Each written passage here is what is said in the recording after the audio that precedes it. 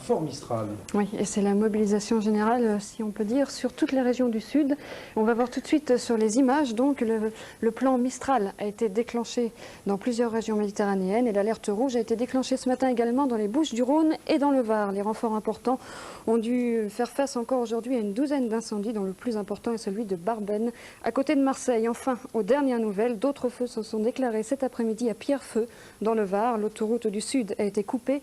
1 millier de campeurs a été évacués et 5 à 600 pompiers luttent encore actuellement contre les flammes. Et nous avons en ligne le capitaine Millot qui va sûrement nous en dire plus. Au départ, nous avions deux feux distincts qui ont vraisemblablement été allumés simultanément. Le premier a été donc arrêté et le second actuellement est loin d'être maîtrisé puisqu'il a parcouru environ 6 km, une surface approximative de 5 à 600 hectares minimum. 3 hameaux sont menacés ainsi que de nombreuses villas.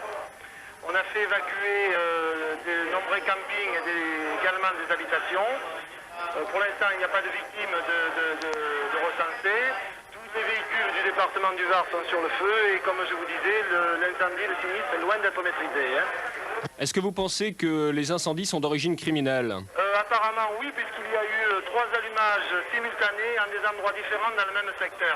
J'entends très mal parce que je suis au PC, il y a des feux qui éclatent de partout. On a un feu juste derrière la caserne.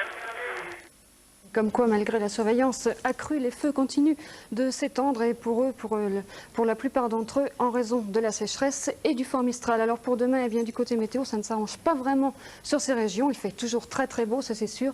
Trop beau presque sur toutes les régions qui s'étendent de la Corse, du sud des Alpes jusqu'au Languedoc-Roussillon, avec un Mistral qui sera un peu moins fort qu'aujourd'hui, mais qui soufflera encore. De belles éclaircies sur le sud-ouest, partout ailleurs. Ce sera très très nuageux sur une bonne moitié nord, avec peut-être quelques petites pluies, notamment sur le nord-est et pourquoi pas même sur la Picardie et sur le bassin parisien. Enfin, quant aux températures, elles sont en baisse très légèrement. Elles varieront sur la moitié nord demain après-midi entre 16 et 22 degrés. Et sur la moitié sud, le maximum sera quand même de 29 degrés à Bastia.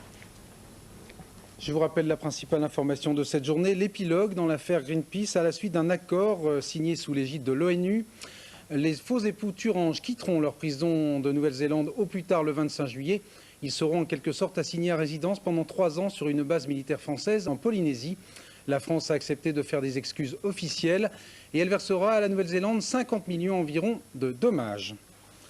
Après un portrait de Greta Garbo, vous retrouverez dans le même registre Joseph Tolly pour le dernier journal vers 23h35. Comme toutes les grandes stars, Jean-Loup Dominieux s'est un peu fait attendre, mais vous le retrouverez, c'est sûr, dès demain à 20h. Très bonne soirée.